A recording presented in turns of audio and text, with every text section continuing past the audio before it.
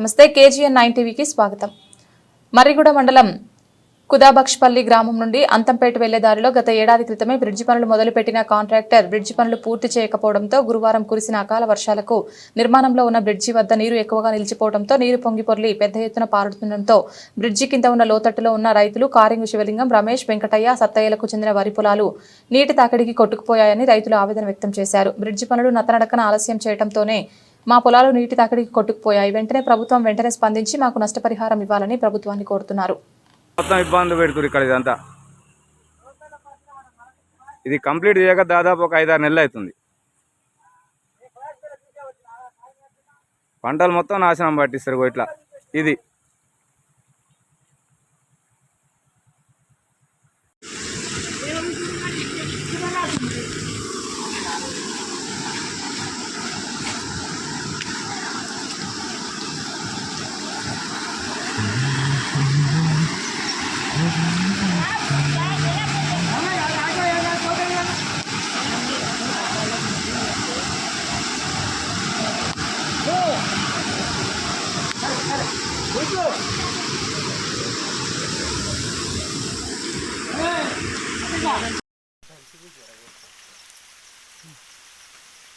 అంతంపేట కుదబక్షపల్లి నుండి అంతంపేట రోడ్డుకు మధ్యలో బ్రిడ్జి కట్టడం జరిగింది. ఇక్కడ బ్రిడ్జి కట్టడానికే మా పొలం నుంచి బాట తీశారు. ఇక్కడి నుంచి ఇక్కడికి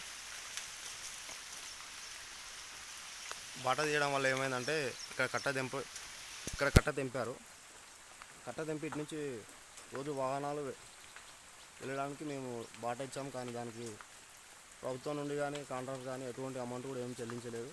ఇచ్చాడు. పంట నష్టం జరిగిందని నిన్న కాంట్రాక్టర్ గారికి కాల్ చేశాను. కాంట్రాక్టర్ గారికి కాల్ చేస్తే పంట నష్టానికి మాకేం సంబంధం లేదు, మేము రోడ్డు మాత్రమే చూసుకుంటాం, మేము దానికేం చెల్లించలేము, అది మాకు అవసరం లేదు అని మాట్లాడాడు. ఇక్కడ మేము పత్తి చేను వేసాము. 4 ఎకరాల పంట నష్టం జరిగింది. ఇప్పటికి కూడా ప్రస్తుతానికి కూడా వాగు మా పొలం నుంచే నీళ్ళు వెళ్తున్నాయి. అయినా ఎవరు పట్టించుకోవడం లేదు.